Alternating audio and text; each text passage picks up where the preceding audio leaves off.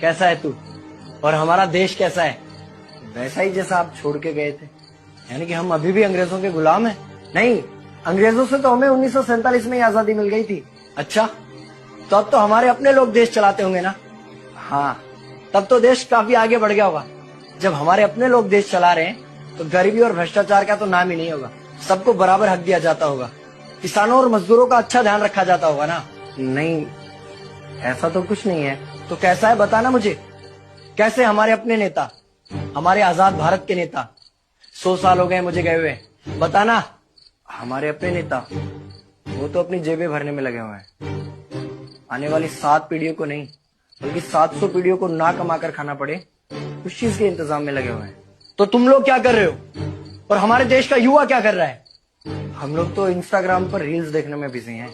यानी कि हमारी कुर्बानी का देश के लोगों पर कोई असर नहीं पड़ा। देश के लोगों में कोई देशभक्ति नहीं, कोई देश प्रेम नहीं।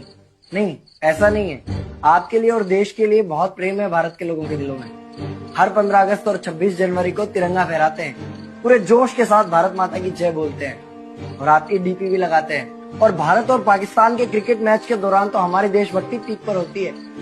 तुम इसे देशभक्ति समझते हो?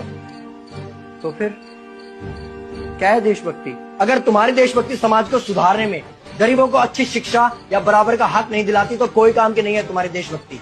भ्रष्ट नेताओं और सरकार के खिलाफ आवाज उठाओ, लोगों को एकजुट करो। लेकिन अगर हमने सरकार के खिलाफ आवाज उठाई या नेताओं से सवाल पूछे तो हमें एंटी नेशनलिस्ट कहा जाएगा या हमें गद्दार करार दे दिया जाएगा। तो डरता है। 23 साल का था मैं जब अंग्रेजों ने मुझे फांसी पर चढ़ा दिया। मुझे तो आतंकवादी कहा गया था।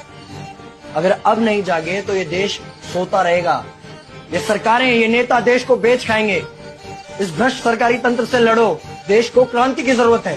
क्रांति यानी कि हमें हथियार उठाने होंगे, बंदूकें उठानी होंगी जैसे आपने उठाई थी। नहीं, हमारी क्रांति विचारों की थी। जब अंग्रेजी हुकूमत ने हमारी आवाज नहीं सुनी तो हमने और जोर से आवाज लगाई और अपने विचार रखे। और क्रांति केवल सत्ता को बदलने तक सीमित नहीं है, बल्कि इस भ्रष्ट अन्यायी तंत्र को जड़ से उखाड़ कर फेंकना है। पर ये होगा कैसे? अपने आसपास से शुरुआत करो। जो भी तुम्हें भ्रष्ट नजर आए उसके खिलाफ आवाज उठाओ, एक्शन लो। तुम्हारे टैक्स का पैसा नेताओं की जेब में जा रहा है, हिसाब मांगो। अपने वोट का सही इस्तेमाल करो, लोगों को जागरूक करो और इस देश को आजाद करवाओ। इंकलाब जिंदाबाद, इंकलाब जिंदाबाद।